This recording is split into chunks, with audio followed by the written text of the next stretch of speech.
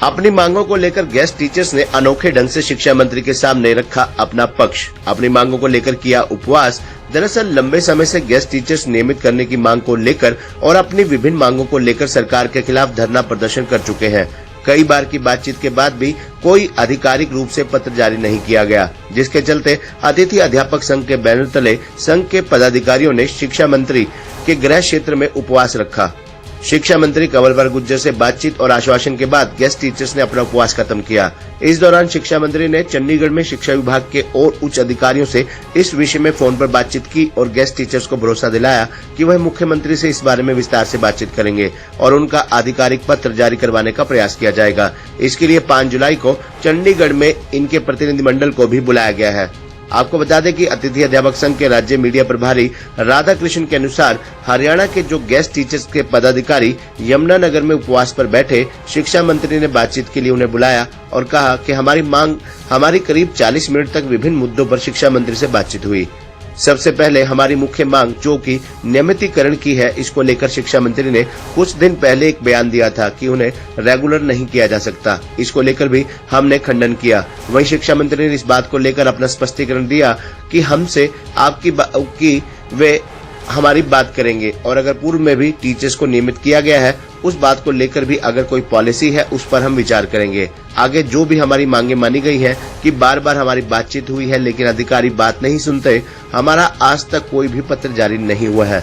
हम शिक्षा मंत्री के गृह क्षेत्र में 56 दिन तक धरने पर बैठे थे। 10 दिन तक रोड भी बंद रहा था। तब आपने जो मांग मानी थी उस पर भी कोई पत्र जारी नहीं हुआ है। उन्होंने भी माना कि समय ज्यादा हो गया है, अधिकारियों ने पत्र जारी नहीं किए। इसके लिए अधिकारियों से भी बातचीत की जाएगी। वहीं मौके पर अधिकारियों से बातचीत उन्होंने की और शिक्षा विभाग के अधिकारियों का समय लिया और एसीएस से बातचीत हुई। उनके आश्वासन पर हमने उपवास को खत्म किया। 5 जुलाई को हमारे प्रतिनिधिमंडल को चंडीगढ़ में बातचीत के लिए बुलाया गया है। अब देखना होगा कि बार बार कोई वार्ता और शिक्षा मंत्री के आश्वासन के बाद क्या गेस्ट टीचर के लिए आगे कोई रास्ता निकलेगा या फिर उन्हें आंदोलन की ही राह पकड़नी पड़ेगी। आज जो है हरियाणा का गेस्ट टीचर्स के जो पदाधिकारी हैं वो यमुनानगर में उपवास पे बैठे थे सुबह, और लगभग हमें 1-1:30 बजे के आसपास शिक्षा मंत्री जी ने बुलाया। यहाँ के जो इंचार्ज थे, पुलिस के इंचार्ज, प्रशासन हमें यहाँ से लेके गया और लगभग जो है 35 से 40 मिनट हमारी जो है विभिन्न मुद्दों पर शिक्षा मंत्री जी से बातचीत हुई। तो सबसे पहले हमने जो हमारी मुख्य मांग है नियमितीकरण की, वो मांग रखी और हमने उस बात का भी खंडन किया जिसमें थोड़े दिन पहले शिक्षा मंत्री जी ने कहा था कि हम गेस्ट टीचर को रेगुलर नहीं कर सकते। तो उन्होंने उस बात के बारे में भी अपना स्पष्टीकरण दिया कि मैं मुख्यमंत्री जी से आपकी जो ये मांग है रखूंगा। तो हमने विभिन्न प्रकार के उदाहरण देते हुए कहा कि पहले भी अतीत में शिक्षा जो मुख्य ये अपने गेस्ट टीचर है ये रेगुलर हुए हैं। तो उन्होंने ये कहा कि मैं इस बात को सहज स्वीकार करता हूं और जो भी कोई पॉलिसी है जो भी है इसके माध्यम से हम विचार करेंगे। तो आगे जो हमारी मांगे मानी गई है उनके बारे में हमने कहा कि आप बार बार हमें बुलाते हैं और अधिकारी जो है वो बात नहीं सुन रहे हैं। हमारा किसी भी प्रकार का जो पत्र है वो आज तक जारी नहीं हुआ है। आपके शहर यमुनानगर में 1.5 साल पहले हम जो ये राष्ट्रीय राजमार्ग है इसके ऊपर 56 दिन तक बैठे रहे थे और लगभग 10 दिन तक तो ये रोड ही ब्लॉक रहा था।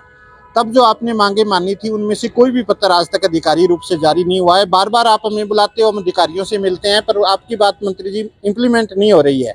तो उन्होंने ये स्वीकार किया कि हाँ जो है समय ज़्यादा हो गया और अधिकारियों ने जो है आपके पत्र जारी नहीं किए, इसके लिए मैं अधिकारियों से बात करता हूँ। तो मौके पर उन्होंने जो वित्तायुक्त है उनसे भी बात की, रस्तोगी जी से, और वो 4 जुलाई तक छुट्टी पे बताया। उसके बाद उन्होंने आदरणीय एसीएस महोदय खुल्लर साहब से बात की और उन्होंने जो है हमें बुधवार का समय दिया है 5 जुलाई का। 5 जुलाई को हमारा जो डेलीगेशन है वो शिक्षा मंत्री जी और उनके जो है आधिकारिक मीटिंग होगी हमारी 11 बजे का टाइम उन्होंने दिया है। तो उनके इस आश्वासन पे जो उपवास है हम इस उपवास को ख़त्म कर रहे हैं और आगे की जो भी कार्रवाई होगी जल्दी हम आपको बता देंगे। आज हरियाणा के प्रदेश के हर कोने से गेस्ट अतिथि अध्यापक पूरे यमुनानगर जो शिक्षा मंत्री का निवास है उस पर पहुंचे हैं और उन्होंने सुबह उपवास रखा था। लगभग 1:45 के लगभग हमारे पास कॉल आई सीआईडी के माध्यम से। हम शिक्षा मंत्री के घर पे गए। हमारा जो शिष्टमंडल है, जितने भी पदाधिकारी हैं संघर्ष समिति के, मैं मैना यादव और मेरे साथ एक जो ये महिला है, इनके हस्बैंड अभी पीछे एक्सपायर हो गए हार्ट अटैक की वजह से। तो ऐसी बहुत सारी महिलाएं हैं जो इस तरीके से उनके हस्बैंड जॉब में थे, लेकिन वो एक्सपायर हो गए। एक्सपायर होने के बाद उनके जो पालन पोषण है बच्चों के लिए, तो एक आधिकारिक लेटर एसीएस महोदय के द्वारा जारी हो चुका है कि भी जो भी कॉन्ट्रैक्ट पे कर्मचारी अगर वो जॉब में रहते हुए एक्सपायर हो जाता है तो उनके बच्चों को या उनकी जो वाइफ है उनको रोजगार दिया जाएगा।